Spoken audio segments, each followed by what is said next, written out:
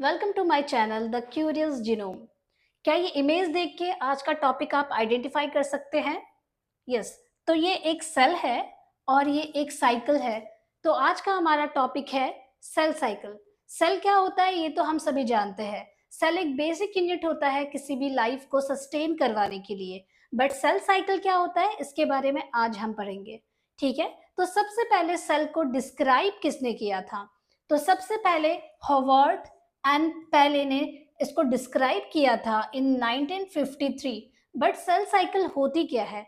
Cell cycle एक sequence की event है जिसमें सेल कंटिन्यूसली ग्रो होता है एज वेल एज खुद को डिवाइड करता है ताकि फाइनली वो दो डॉटर सेल्स बना सके। तो क्या हर लिविंग ऑर्गेनिज्म में सेल साइकिल की ड्यूरेशन सेम होती है? जी नहीं। सबसे पहला एग्जांपल है बैक्टीरियल सेल। बैक्टीरियल सेल अपने सेल साइकिल को सिर्फ और सिर्फ 20 मिनट्स में कंप्लीट करता है। मतलब हर 20 मिनट्स के बाद वो दो डॉटर सेल बनाता है। आप इस इमेज से समझ सकते हो। सबसे पहले ये जो बैक्टीरियल सेल है ये अपने न्यूक्लियस के कंटेंट एज वेल एज अपने साइटोप्लाज्मिक कंटेंट को डबल कर रहा है ताकि फाइनली वो टू डॉटर सेल्स बना सके। आप अब इमेजिन करो कि अगर एक बैक्टीरिया सेल हर 20 मिनट्स के बाद दो डॉटर सेल बना सकता है तो एक बैक्टीरिया सेल एक दिन या फिर एक घंटे के बाद कितने डॉटर सेल्स बना सकेगा? आप मुझे कमेंट करके बताइए। ठीक है। अब बात करते हैं हमारे इंटेस्टाइन की एपिथेलियल सेल की, जो कि हमारी आउटर मोस्ट सेल होती है। ठीक है। बेटे ये जो एपिथेलियल सेल होती है ये हर 8 से 10 घंटे में खुद को डिवाइड करती है। बट क्यों करती है डिवाइड? आपको पता है कि हमारे फूड की कंप्लीट डाइजेशन हमारे स्मॉल इंटेस्टाइन में होती है।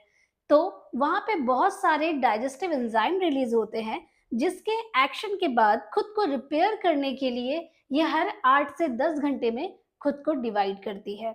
अब हम बात करेंगे हमारे किचन में यूज होने वाली सबसे इंपॉर्टेंट चीज यानी कि अनियन रूट टिप की। ये हर 20 घंटे में खुद को डिवाइड करता है। बेटे आपको पता है अनियन रूट टिप एक प्लांट सेल का एग्जाम्पल है जिसके पास मेरिस्टेमेटिक टिश्यूज होती हैं जिसके वजह से ये बहुत ही ज्यादा रैपिडली डिवाइड करता है। अब हम बात करेंगे हायर एनिमल्स की, मतलब कि यूकारियोटिक सेल की। यूकैरियोटिक सेल की जो सेल साइकिल होती है ये दो फेज में कंप्लीट होती है। पहली जो फेज होती है वो होती है इंटरफेज जिसके अंदर तीन फेज इंक्लूड होते हैं। पहली होती है G1 फेज, दूसरी होती है S फेज और तीसरी होती है G2 फेज। उसके बाद जो नेक्स्ट फेज है वो कहलाता है M फेज या फिर माइटोसिस फेज। अब हम वन बाय वन इसके बारे में डिटेल में पढ़ेंगे। अब हम बात करेंगे इंटरफेज की जिसको रेस्टिंग फेज भी कहा जाता है।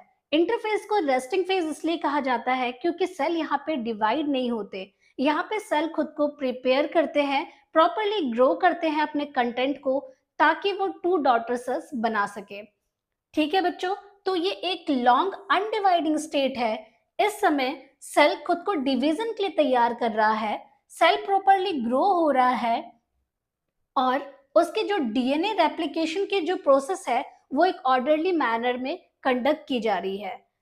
बेटे लैटरली इंटरफेज जो होती है वो 3 फर्दर फेज में डिवाइड हो जाती है। जैसा कि मैंने आपको बताया इंटरफेज के अंदर 3 फेज इंक्लूडेड होते हैं। तो अभी हम सबसे पहले फेज के बारे में पढ़ेंगे जो है G1 फेज या फिर गैप 1 फेज।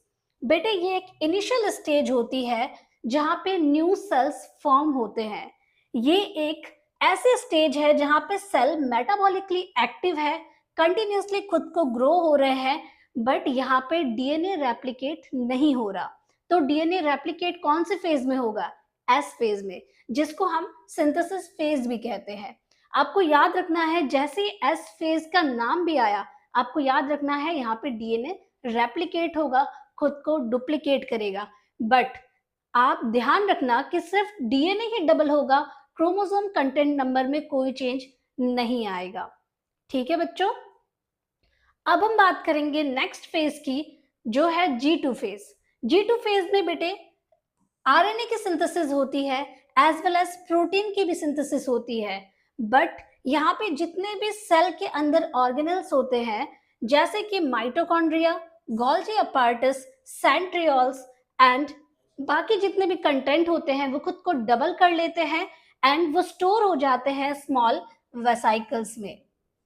यहाँ पे कुछ इंपॉर्टेंट प्रोटीन की सिंथेसिस होती है जो कि क्रोमोसोम को कंडेंस करने में हेल्प करती है ड्यूरिंग द माइटोसिस फेज। ठीक है, अब हम बात करेंगे लास्ट स्टेज की, जो है G naught phase.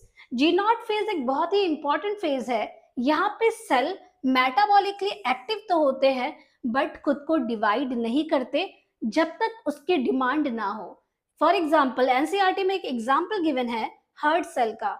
Heart cell, for example cell में कोई इंजरी हो जाती है या फिर सेल किसी भी वजह से डैमेज हो जाता है, तभी सेल खुद को डिवाइड करेगा रीजनरेट करने के लिए। अदरवाइज सेल खुद को डिवाइड नहीं करेगा, वो जी नॉट फेज में पड़ा रहेगा। ठीक है बच्चों, इस फेज के दौरान आप देख सकते हैं कुछ एग्जाम्पल गिवन है, nerve cell, skeletal muscle, mature white blood cell and red blood cell. ये कुछ ऐसे सेल के एग्जाम्पल गिवन है जो कि जी नॉट फेज में पड़े रहते हैं एंड बॉडी के डिमांड के अकॉर्डिंग ये खुद को डिवाइड करते हैं। एक और एग्जाम्पल गिवन है बेटे, फाइब्रोब्लास्ट।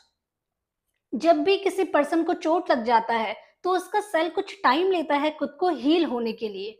ठीक है, तो वो भी हमारी बॉडी के डिमांड के ऊपर डिपेंडेंट होता है। आज के लिए इतना ही। मैं नेक्स्ट वीडियो में आपको माइटोसिस के बारे में बताऊंगी। Thank you.